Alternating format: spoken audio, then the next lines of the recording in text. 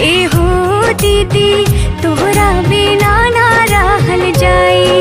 ए हो दीदी तोहरा बिना ना रहल जाई।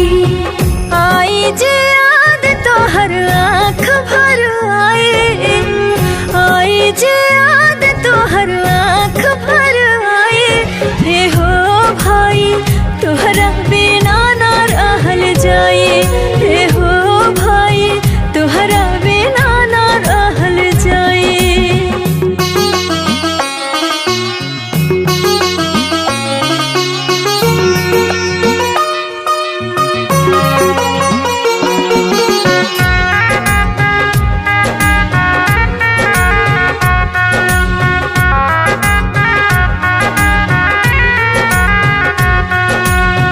जब जब याद आई लोर खूबे बही। लोर पोछे वाला दीदी केहू नाही राही। तोहरा बिना ता हमरो मान नाही लागी। रात भर अखियाँ हो हमरा ये जागे। काके दुलार खाना के अब खियाई।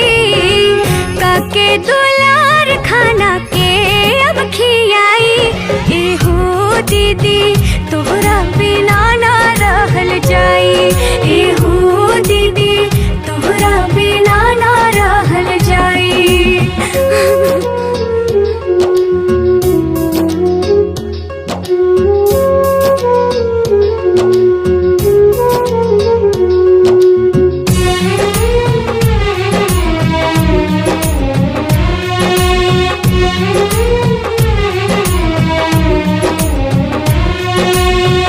एक पल में छूट जाई हंसल कूदल खेला।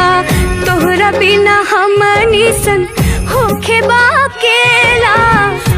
कहता मान बाकी बाटे मजबूरी।